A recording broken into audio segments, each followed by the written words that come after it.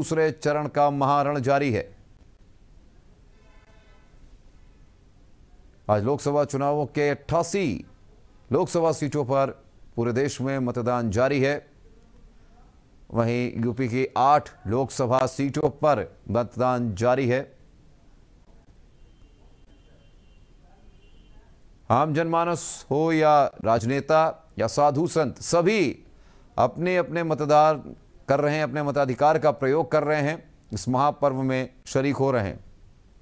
लगातार तस्वीरें मतदान केंद्रों के बाहर की अलग अलग जगहों से हम आपको दिखा रहे हैं सिर्फ एबीसी न्यूज पर।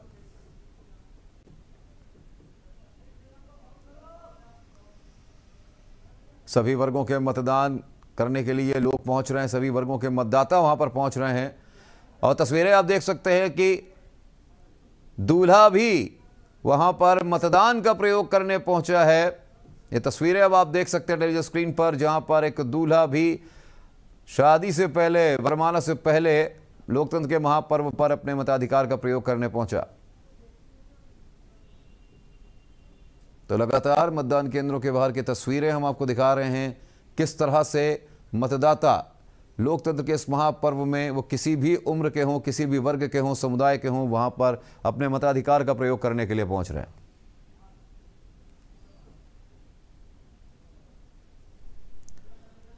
तो 3 तस्वीरें हम आपको दिखा रहे हैं टेलीविजन स्क्रीन पर, जहां पर प्रशासनिक अधिकारियों ने भी अपने मताधिकार का प्रयोग किया। Police commissioner Ajay Mishra, DM Indra Vikram Singh और सेल्वा कुमारी कमिश्नर भी मताधिकार का प्रयोग करने पहुंचे हैं।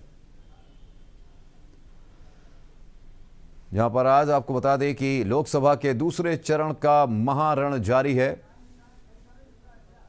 यहां पर बुजुर्ग जो मतदाता हैं वो भी लोकतंत्र के इस महापर्व में पहुंचे। 3 तस्वीरें, जहां 100 साल की एक बुजुर्ग महिला और 95 साल के एक बुजुर्ग और 98 साल की एक बुजुर्ग महिला भी व्हील चेयर पर अपने मताधिकार का प्रयोग करने पहुंचे। ये तस्वीरें उन सभी लोगों के लिए एक ज्वलंत उदाहरण है जो लोकतंत्र के इस महापर्व में वोट डालने से हिचकिचाते हैं। तो तस्वीरों में आप देख सकते हैं कि 100 साल की बुजुर्ग महिला, 95 साल के एक बुजुर्ग और 98 साल की एक बुजुर्ग महिला भी मतदान का महत्व समझते हैं और मतदाता के तौर पर मताधिकार का प्रयोग करने पहुंचे हैं। लोकतंत्र के इस दूसरे चरण के महारण की तस्वीरें हम आपको दिखा रहे हैं लगातार एबीसी न्यूज पर।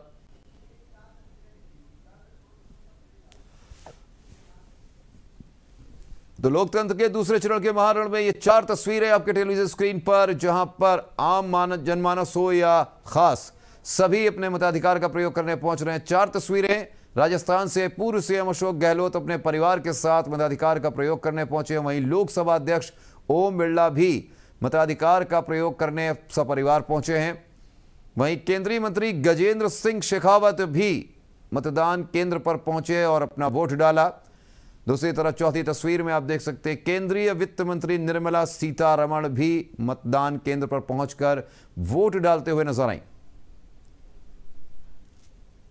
तो ये 4 तस्वीरें लोकसभा चुनावों के दूसरे चरण के महारण की, जहां पर सभी अपने मताधिकार का प्रयोग करने पहुंच रहे हैं। सुबह से ही वोटिंग जारी है और पूर्व भारतीय क्रिकेटर राहुल द्रविड़ भी पहुंचे अपने मताधिकार का प्रयोग करने। ये तस्वीरें आप देख सकते हैं टेलीविजन स्क्रीन पर और 4 तस्वीरें हम आपको दिखा रहे हैं जहां पर राजस्थान से पूर्व सीएम अशोक गहलोत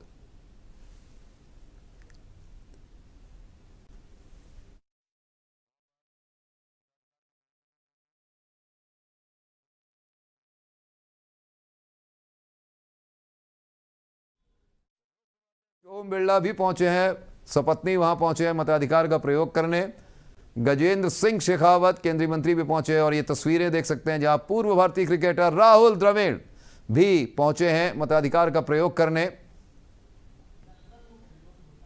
पहले मतदान फिर जलपान का ये एक संदेश देते हुए पूर्व भारतीय क्रिकेटर राहुल द्रविड़ भी पहुंचे हैं मतदान का प्रयोग करने। टेलीविजन स्क्रीन पर आप तस्वीरें देख सकते हैं आम जनमानस हो या खास, सभी पहुंच रहे हैं अपने मताधिकार का प्रयोग करने। लोकतंत्र के इस महापर्व में सभी शरीक हो रहे हैं।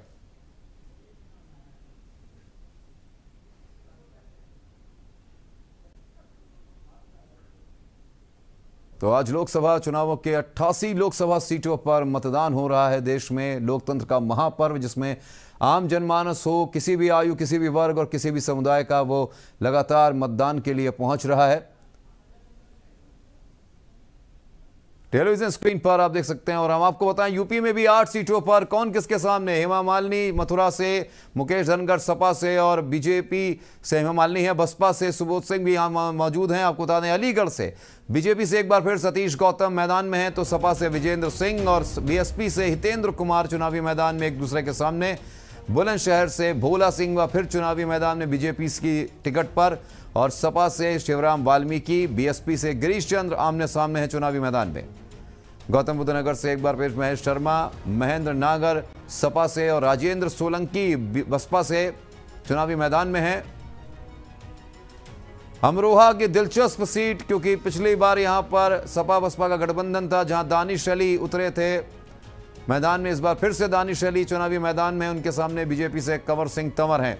और मेरठ में रामायण के राम यानी अरुण गोविल बीजेपी की सीट से टिकट से, और सुनीता वर्मा सपा से और बीएसपी से देवव्रत त्यागी चुनावी मैदान में। बागपत से राजकुमार सांगवान बीजेपी से, अमरपाल शर्मा सपा और बीएसपी से प्रवीण बंसल चुनावी मैदान में एक दूसरे के सामने।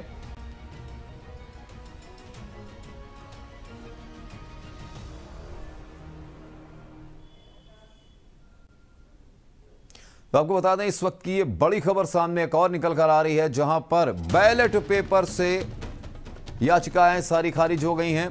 ईवीएम को 45 दिनों तक सुरक्षित रखा जाए, कोर्ट का ये फरमान, जहां पर सुप्रीम कोर्ट ने वीवीपैट पर्ची पर बार कोड का सुझाव दिया।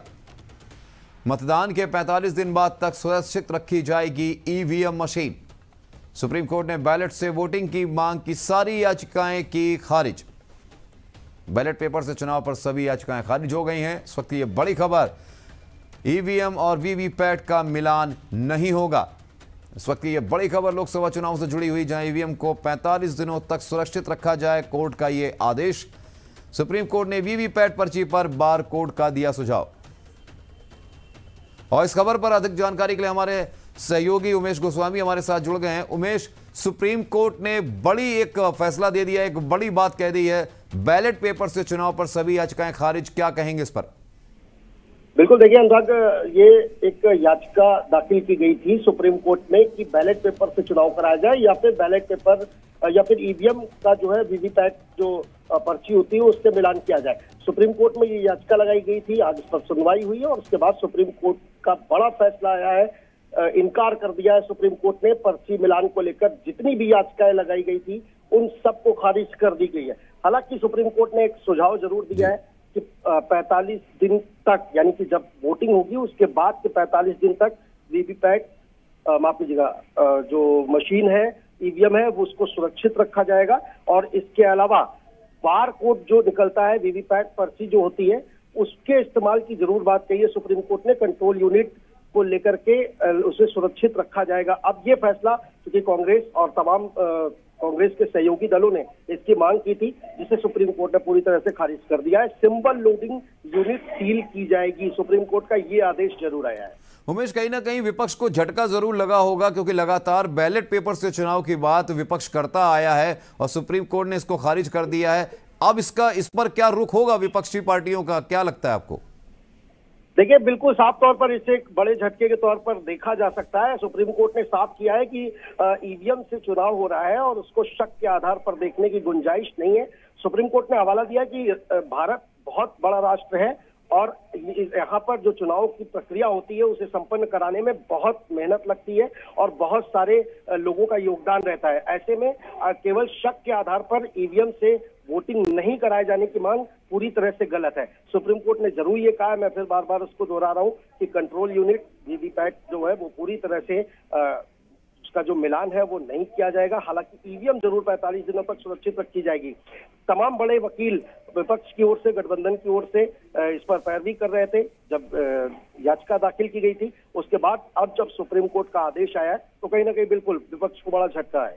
उमेश, चुनाव आयोग के सामने अब सबसे बड़ी कड़ी मशक्कत ये होगी ईवीएम को सुरक्षित रखने की, क्योंकि जब भी चुनावों की बात होती है, मतदान की बात होती है, ईवीएम कहीं ना कहीं खराब होता दिखता है। ऐसे में मतदान के 45 दिन बाद तक कैसे सुरक्षित रखा जाएगा? नहीं, देखिए अनुराग, जब वोटिंग के दौरान ईवीएम जब खराब होती है, उसकी शिकायत होती है, तो तत्काल प्रभाव से चुनाव आयोग के जो अधिकारी होते हैं, जो टीम होती है, उसे बदलने का काम करती है और उसके बाद दोबारा उसको चेक करने के बाद एक वोटिंग की प्रक्रिया होती है। एक वोट चुनाव अधिकारी के द्वारा डाला जाता है, जब वो उसका मिलान किया जाता है पर्ची से, और जब वो ठीक होता है उसके बाद प्रक्रिया आगे बढ़ाई जाती है। जब वोटिंग हो जाती है, गिनती हो जाती है, उसके बाद जब सील कर दी जाती है, उसके बाद देखिए ईवीएम मशीन का अगर और कहीं चुनाव है तो वहां इस्तेमाल के लिए भेजी जाती है। लेकिन अब चूंकि सुप्रीम कोर्ट का आदेश है, ऐसे में 45 दिनों तक सुरक्षित रखना ही होगा। ईवीएम से चुनाव होंगे और ईवीएम से वोटिंग होगी, वोटिंग के बाद गिनती हो जाएगी, उसके बाद 45 दिन तक रखना ही होगा।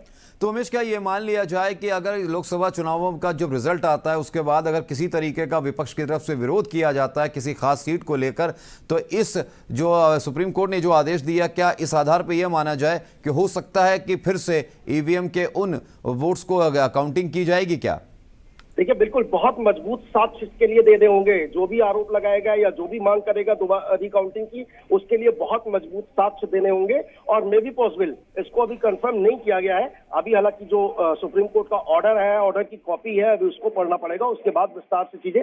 लेकिन ये कहा जा सकता है कि अगर कोई सवाल उठाता है तो उसे बहुत मजबूत साक्ष्य देने होंगे और उसके बाद ये हो सकता है कि उस सीट के लिए ईवीएम से रिकाउंटिंग कराई जाए। बिल्कुल स्वामी, हम उमेश जी, हमसे जुड़ने के लिए बहुत बहुत धन्यवाद आपका, जानकारी देने के लिए। तो इस वक्त की बड़ी खबर आपको बता दें, बैलेट पेपर से चुनाव पर सभी याचिकाएं खारिज कर दी गई हैं। ईवीएम और वीवीपैट का मिलान नहीं होगा, सुप्रीम कोर्ट ने साफ कह दिया है कि लेकिन ईवीएम को 45 दिनों तक सुरक्षित रखा जाएगा।